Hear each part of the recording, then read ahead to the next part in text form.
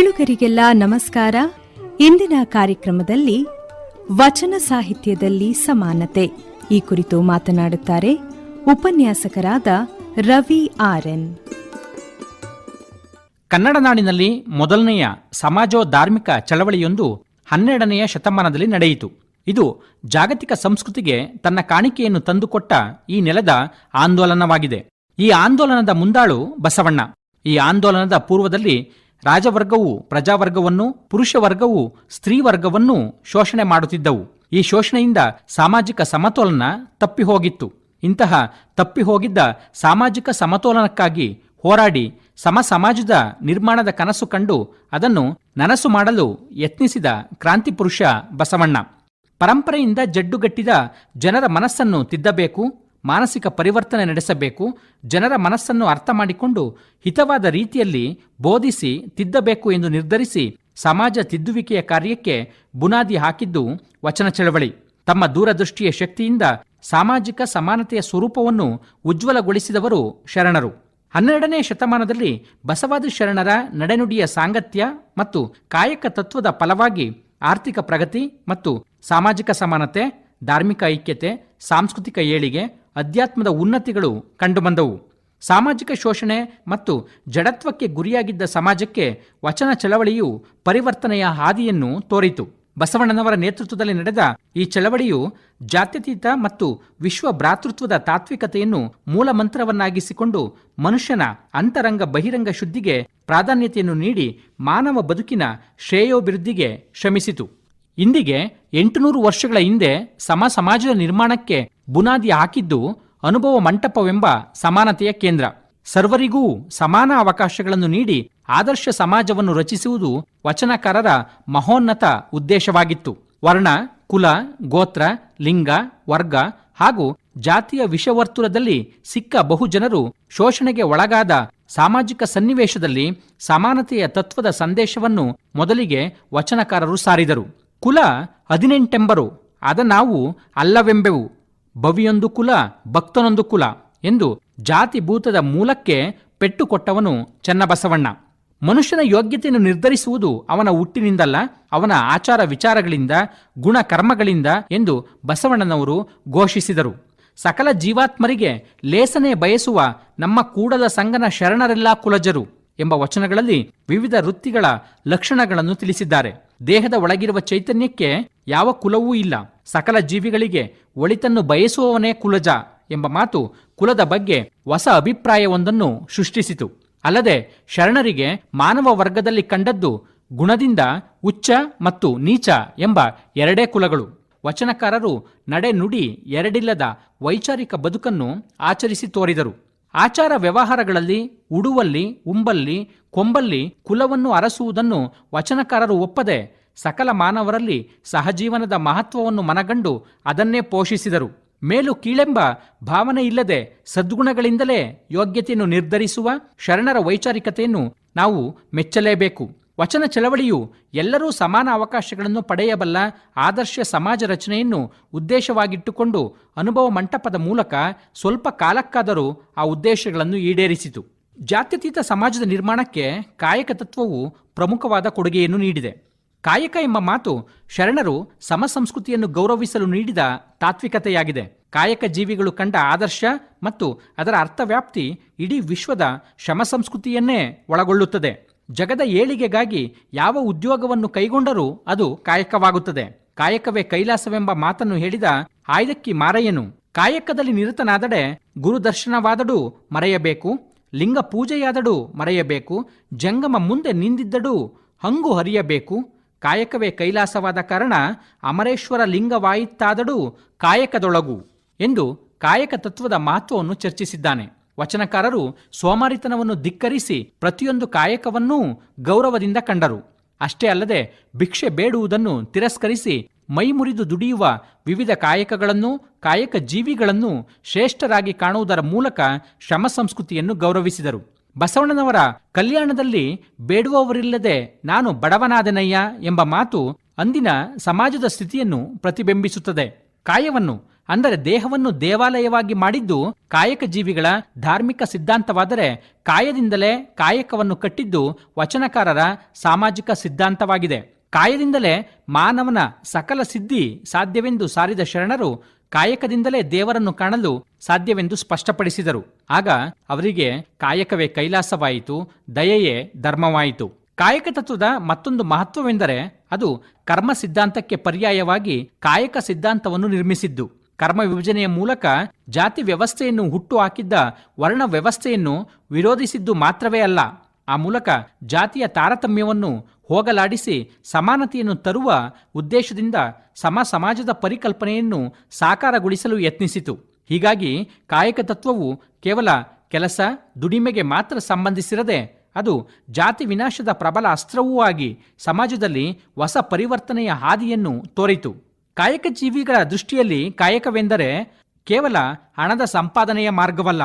ಮಾದಾರ ಧೂಳೆಯನ ಮಾತಿನಂತೆ ಅದು ಸತ್ಯ ಶುದ್ಧ ಕಾಯಕ. ಅದು ಕಾಯಕವನ್ನು ಮಾಡುವವನಿಗೆ ಆತ್ಮತೃಪ್ತಿಯನ್ನು ನೀಡಿ ಸಮಾಜದ ಉದ್ಧಾರಕ್ಕೆ ಮಾರ್ಗವಾದುದು. ಜಾತ್ಯತೀತ ಸಮಾಜವನ್ನು ನಿರ್ಮಿಸಲು ವಿವಿಧ ವೃತ್ತಿಗಳಲ್ಲಿದ್ದ ತಾರತಮ್ಯವನ್ನು ಹೋಗಲಾಡಿಸಬೇಕೆಂಬುದನ್ನು ಮನಗಂಡ ಶರಣರು ವೃತ್ತಿ ಗೌರವಕ್ಕೆ ಹೆಚ್ಚಿನ ಪ್ರಾಧಾನ್ಯತೆ ನೀಡಿದರು.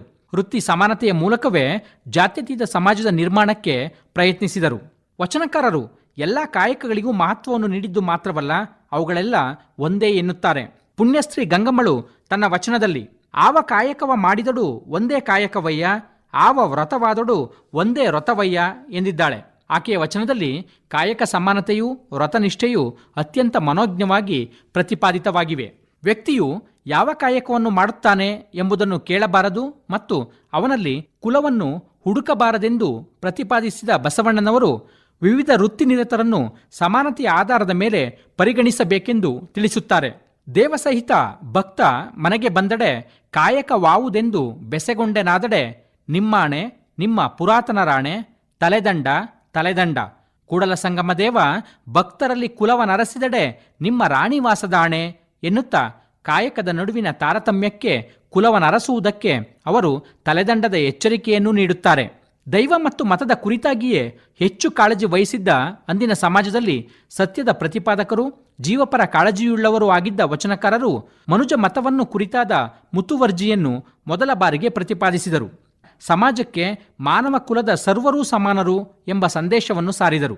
ಗುಣ ನಡತೆಗೆ ಮರ್ಯಾದೆ ಸಲ್ಲಬೇಕು ಎಂಬುದನ್ನು ಘೋಷಿಸುವ ಮೂಲಕ ವರ್ಣ, ಲಿಂಗ, ಜಾತಿ, ವರ್ಗ, ಮತ, ಧರ್ಮ ಮುಂತಾದ ತರತಮ ಭಾವನೆಗಳು ನಶಿಸಿ ಸರ್ವರನ್ನೂ ಸಮಾನವಾಗಿ ಕಾಣುವ ಮನೋಭಾವವನ್ನು ಮೂಡಿಸಲು ಪ್ರಯತ್ನಿಸಿದರು.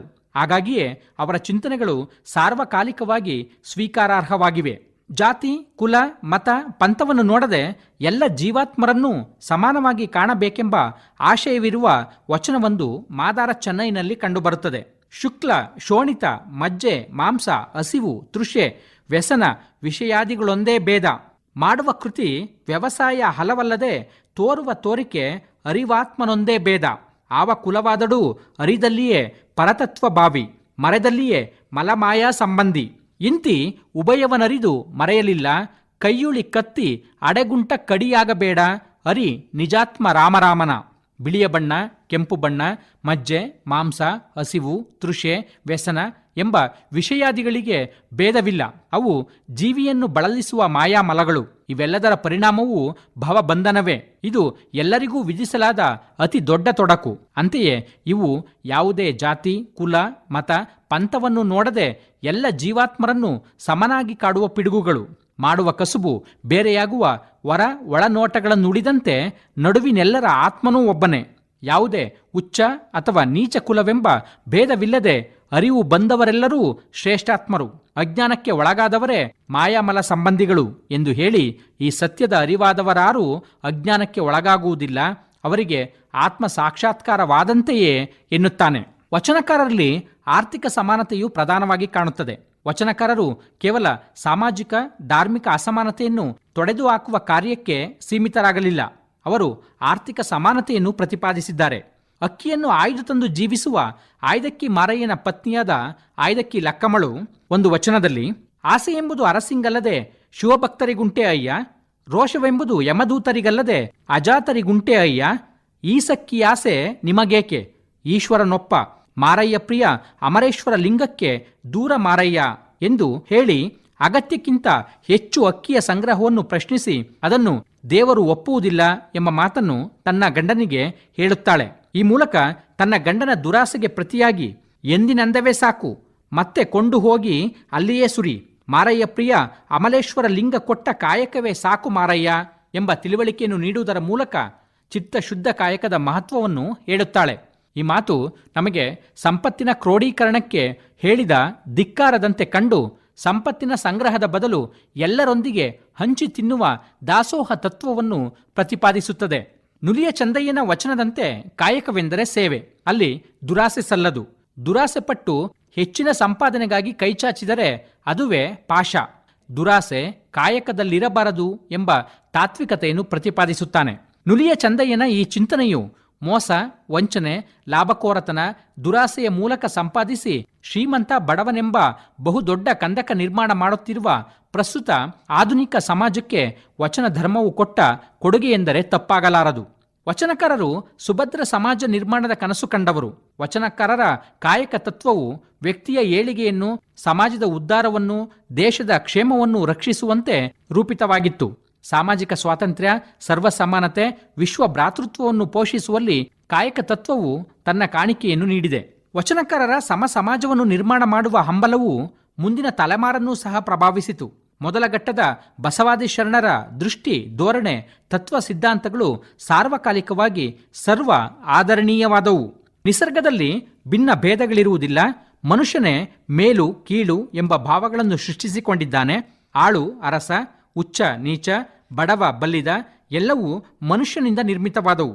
ವಚನಕಾರರ ನಂತರ ಬಂದ ಹರಿಹರ ಕವಿಯು ಭೇದವಿಲ್ಲದ ಸಮಾಜದ ಉದಾಹರಣೆಯನ್ನು ಮಾದಾರ ಚೆನ್ನಯ್ಯನ ರಗಳೆಯಲ್ಲಿ ನೀಡಿದ್ದಾನೆ. ರಾಜನಾದ ಕರಿಕಾಲ ಚೋಳನು ತನ್ನ ಕುದುರೆಗೆ ಹುಲ್ಲು ತಂದು ಹಾಕುವ ಕಾಯಕವನ್ನು ಮಾಡುತ್ತಿದ್ದ ಶ್ರೇಷ್ಠ ಶಿವಭಕ್ತನಾದ ಮಾದಾರ ಚೆನ್ನಯ್ಯನ ಗುಪ್ತ ಭಕ್ತಿಯನ್ನು ಮೆಚ್ಚುತ್ತಾನೆ. ಮಾದಾರ ಚೆನ್ನಯ್ಯನ ಪಾದಗಳಿಗೆ ತನ್ನ ತಲೆಯನ್ನಿಟ್ಟು ನಮಸ್ಕರಿಸಿ ಮಾದಾರ ಚೆನ್ನಯ್ಯನ ಕಾಯಕ ನಿಷ್ಠೆಯನ್ನು, ಶಿವಭಕ್ತಿಯನ್ನು ಹೊಗಳುತ್ತಾನೆ. ಅರಸನಾದ ಕರಿಕಾಲ ಚೋಳನು ಆಳಾದ ಮಾದಾರ ಚೆನ್ನಯ್ಯನಿಗೆ ದೇವನೊಲಿದನ ಕುಲವೇ ಸತ್ಕುಲಂ ಎಂಬ ಮಾತನ್ನು ಹೇಳುತ್ತಾನೆ. ಇದು 13ನೇ ಶತಮಾನದಲ್ಲಿ ಹರಿಹರನು ತನ್ನ ಕೃತಿಯ ಮೂಲಕ ಸಾಧಿಸಿದ ವಿಶ್ವ ಮಾನವತೆಯ ಸಂದೇಶವಾಗಿದೆ. ವಚನಕಾರರ ಮುಂದಿನ ಪೀಳಿಗೆಯವರಾದ 17ನೇ ಶತಮಾನದ ಅಖಂಡ ಜ್ಞಾನಿ ಷಣ್ಮುಖ ಶಿವಯೋಗಿಗಳು ಸಮಾನತೆಯ ತತ್ವವನ್ನು ಮನಸಾರೆ ಒಪ್ಪಿ ಬಾಳಿದರು.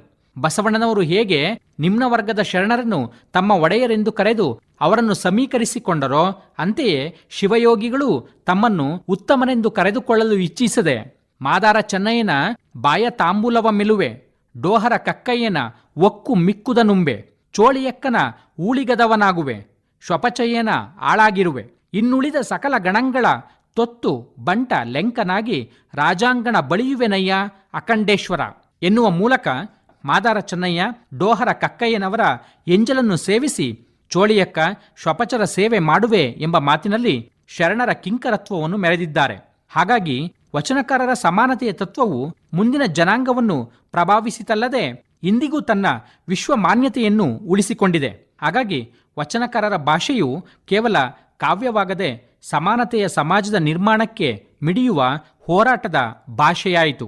ಒಟ್ಟಾರೆಯಾಗಿ ವಚನಕಾರರ ಸಾಮೂಹಿಕ ವೃತ್ತಿ ಅವಲಂಬನೆಯು ಆರ್ಥಿಕ ಸಬಲೀಕರಣಕ್ಕೆ ದಾರಿ ಮಾಡಿ ಸಮಾಜದ ಸರ್ವಾಂಗೀಣ ಅಭಿವೃದ್ಧಿಗೆ ಭದ್ರ ಬುನಾದಿ ಹಾಕಿತು. ಹೀಗೆ ವಚನಕಾರರು ಕಾಯಕ ತತ್ವದ ಮೂಲಕ ಸಾಮಾಜಿಕ, ಧಾರ್ಮಿಕ ಮತ್ತು ಆರ್ಥಿಕ ಸಮಾನತೆಯನ್ನು ತರುವುದಲ್ಲದೆ ದುಡಿಮೆಗೆ ಪ್ರತಿಯಾಗಿ ಪಡೆದ ಪ್ರತಿಫಲವನ್ನು ದಾಸೋಹಕ್ಕೆ ಉಪಯೋಗಿಸಿ ಸಾರ್ಥಕ ಬದುಕಿನ ಮಾದರಿಯೊಂದನ್ನು ವಿಶ್ವಕ್ಕೆ ಕೊಡುಗೆಯಾಗಿ ನೀಡಿದರು.